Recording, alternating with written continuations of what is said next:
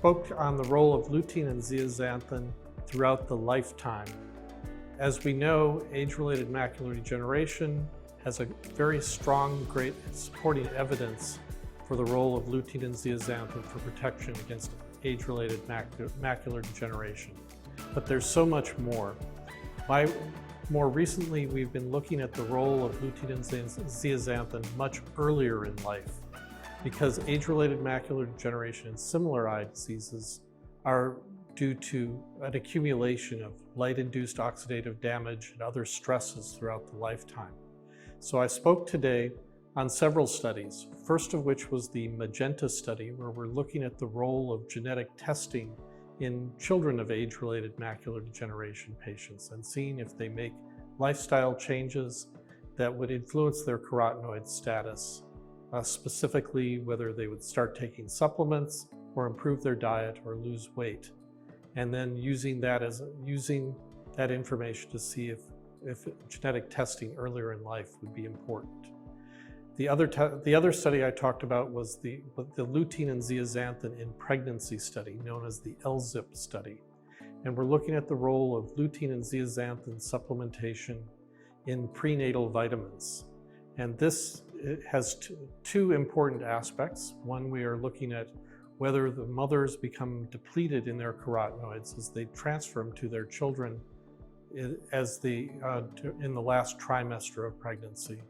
And also we're looking to see if the carotenoid status of the baby can be influenced. We hope for the better. And I reported the results that indeed, in a randomized placebo-controlled trial, that carotenoid status does improve when we add 10 milligrams of lutein and 2 milligrams of zeaxanthin in the study, beginning as early as we can in the first trimester of pregnancy. It was safe and well tolerated. And very importantly, we were able to see that the children that had a better carotenoid status, so it influenced the macular pigment in the eye. It also raised the serum levels significantly and their skin levels. It's a small study. We had a total of 47 women in the study, but we are so excited by the results that we want to continue and do a much larger study on higher risk pregnancies, probably multi-center, potentially involving hundreds or even thousands of women.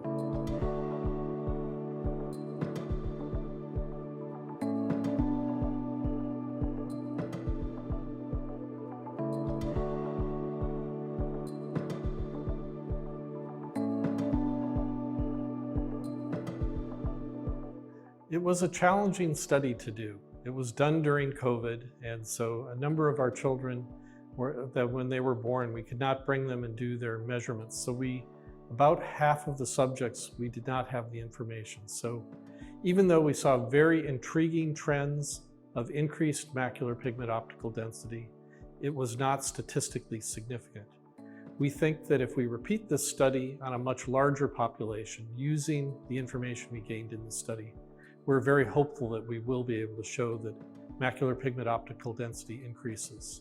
I also want to add, it's not easy to measure macular pigment optical density in a newborn.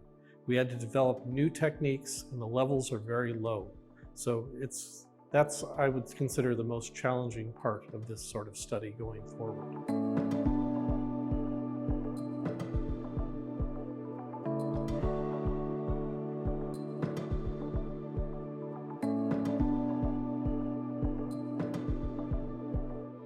As I said, we really want to move to an LZIP-2 study. There's the results that we have published so far have generated a lot of interest, both from researchers and from the National Eye Institute.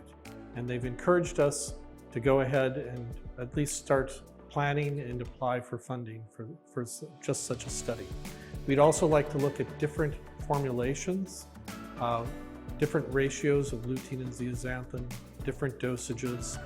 And then we want to do a follow-on study for the children that were born from our original LZIP study, where there's much information that exposure to nutrients early in life, even in utero, can have lifelong effects. So we want to follow up on these children in 3 to 5 years and see if they see better, if they have better foveal structure of the eye, and whether they have any positive cognition effects of our intervention. So we think that's a very exciting future study.